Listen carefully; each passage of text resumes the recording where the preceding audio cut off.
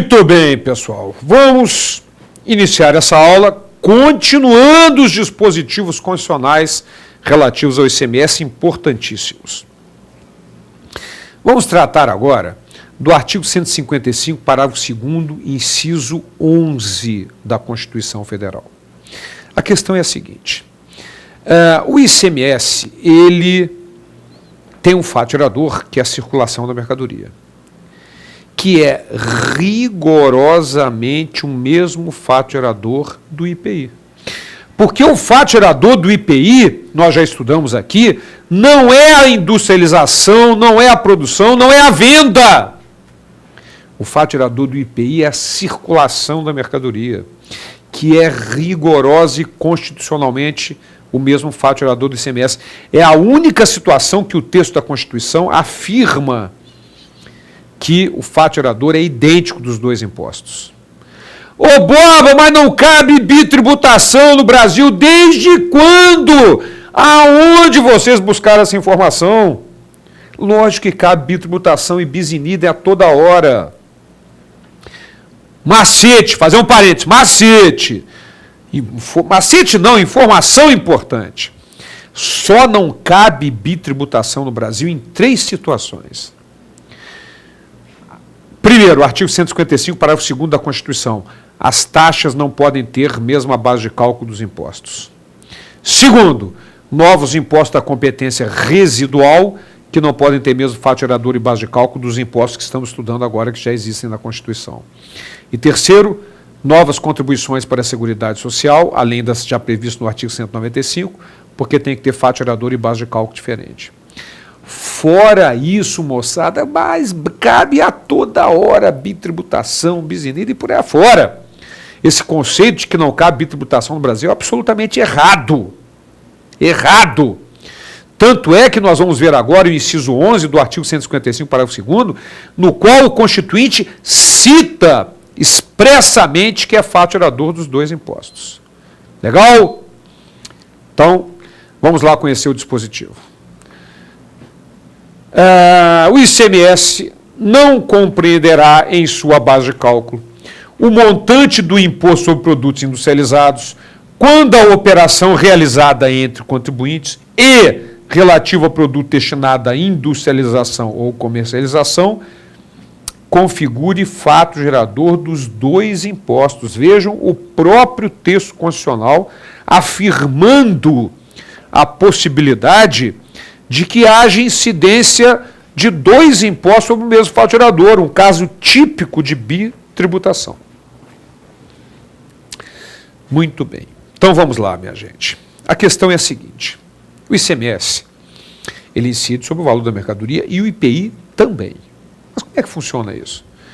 Será que o ICMS incide sobre o IPI incide sobre o ICMS? Bom, é isso que nós vamos resolver agora e que o inciso 11 disciplina. Então vamos lá. Vamos imaginar uma remessa para outro contribuinte, um industrial, está mandando para outro contribuinte do ICMS que vai comercializar ou industrializar o produto. Muito bem. Então, como é que funciona aqui?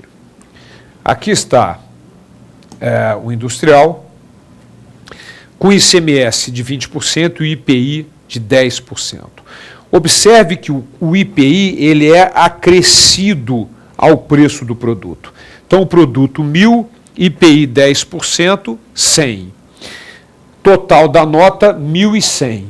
O ICMS, na verdade, ele está embutido no preço.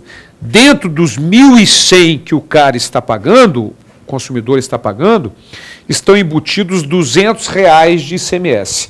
Ao contrário do IPI, que é acrescido ao produto, no caso do ICMS, absolutamente. No caso do ICMS, ele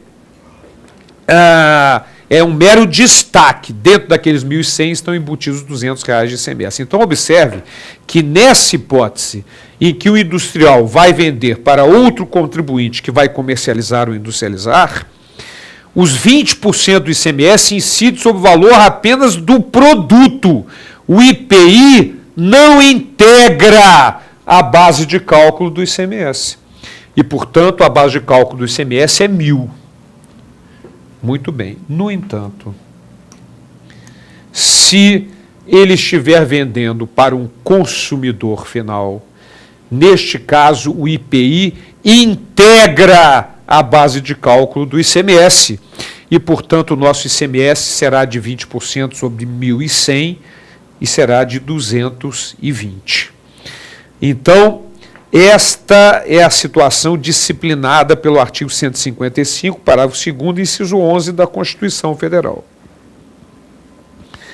O IPI, o ICMS incide sobre o IPI nas operações em que o produto é destinado para consumidor final.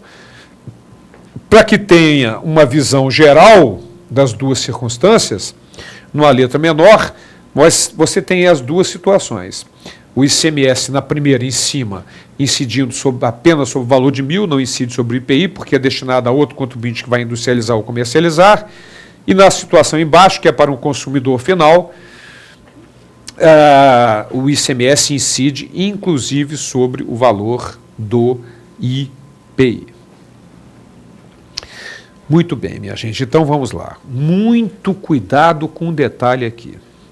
Nós vimos, portanto, que nas operações entre contribuintes destinados à comercialização e industrialização, o ICMS, o IPI, perdão, não integra a base de cálculo do ICMS. Por que eu estou chamando a atenção para entre contribuintes? Pelo seguinte, nas operações de importação, o ICMS sempre incide sobre o valor total, inclusive o IPI. O IPI sempre integra a base de cálculo do ICMS, independente de ser para comercialização ou consumo do importador. Por quê? Porque não é uma operação entre contribuintes, é um cara lá de fora que está mandando para cá.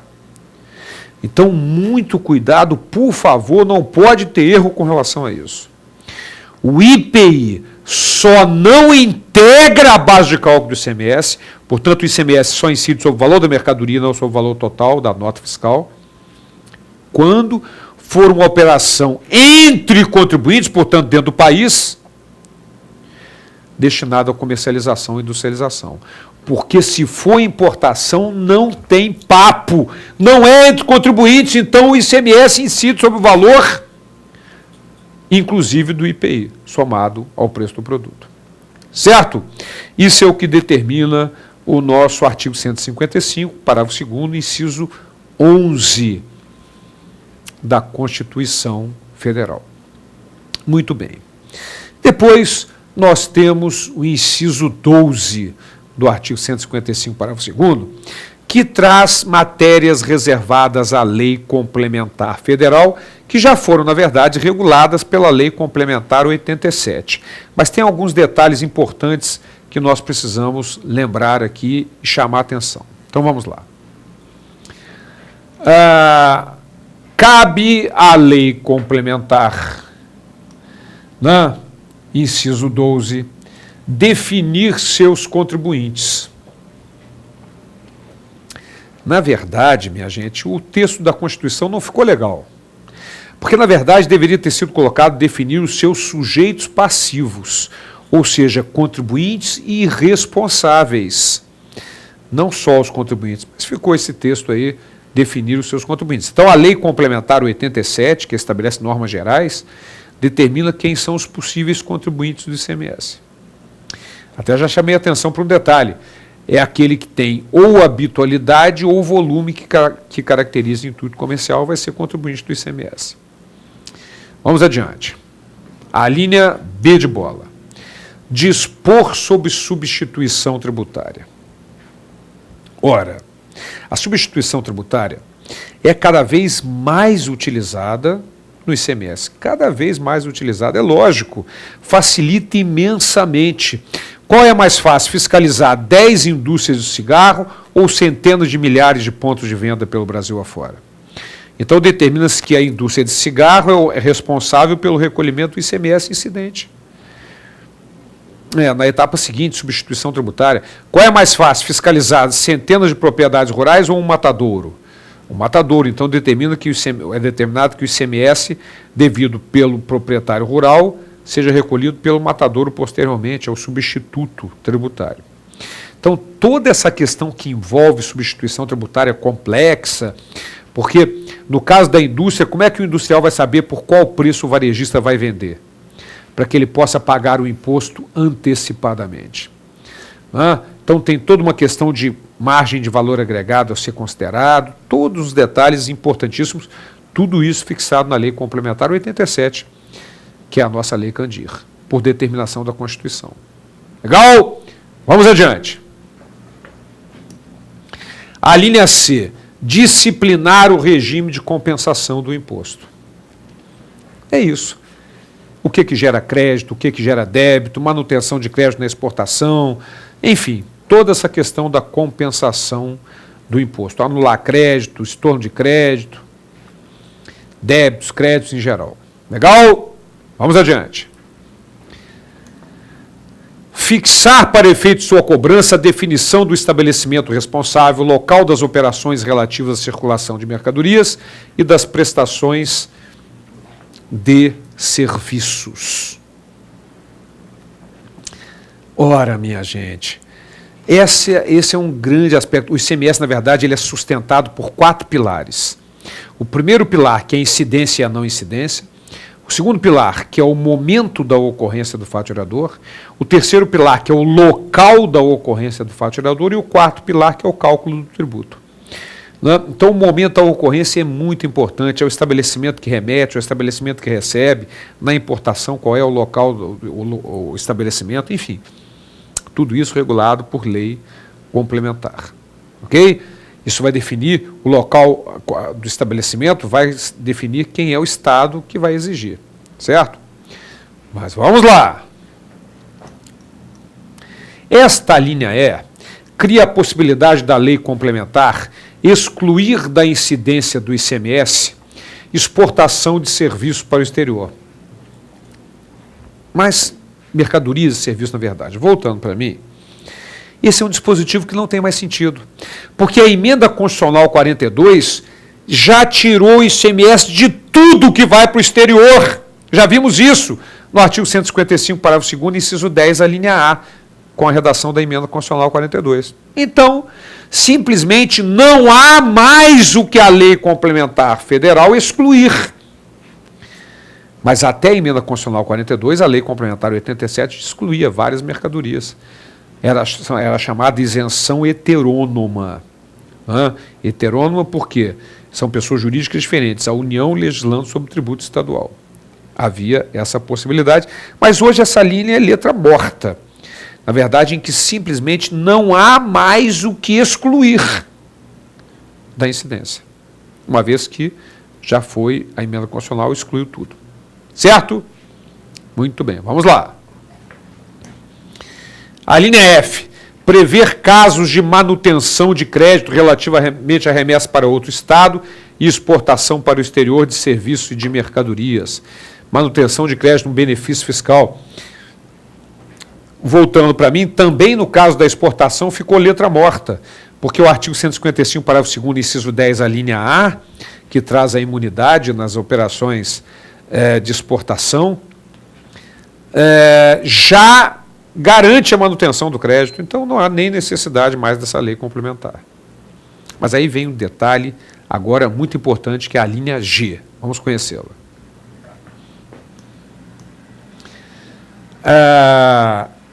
Cabe à lei complementar regular a forma como, mediante deliberação dos Estados e DF, incentivos, isenções, benefícios serão concedidos e revogados. E definir os combustíveis lubrificantes sobre os quais o imposto incidirá uma única vez, qualquer que seja a sua finalidade, hipótese em que não se aplica o disposto no inciso 10 à linha B. Essa linha H é o ICMS monofásico já estudado por nós. Mas voltando para a linha G, esse é um detalhe importantíssimo.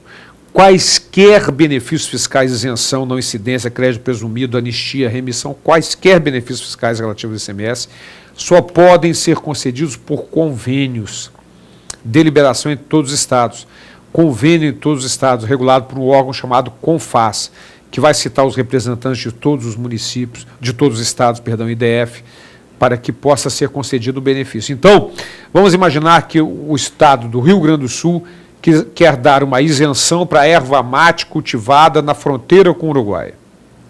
Se o estado do Acre não concordar, não há esse benefício. Vejam que só pode ser concedido se houver convênio entre todos os estados e Distrito Federal. Este, sem dúvida nenhuma, é o aspecto mais importante relativo ao nosso ICMS, cujas isenções, portanto, benefícios fiscais, não podem ser concedidos por lei estadual, só por convênios. Certo? Estes são os dispositivos constitucionais importantíssimos com relação ao ICMS. E na nossa próxima aula, vamos continuar os impostos estaduais, estudando o ITCD e o IPVA. Até lá.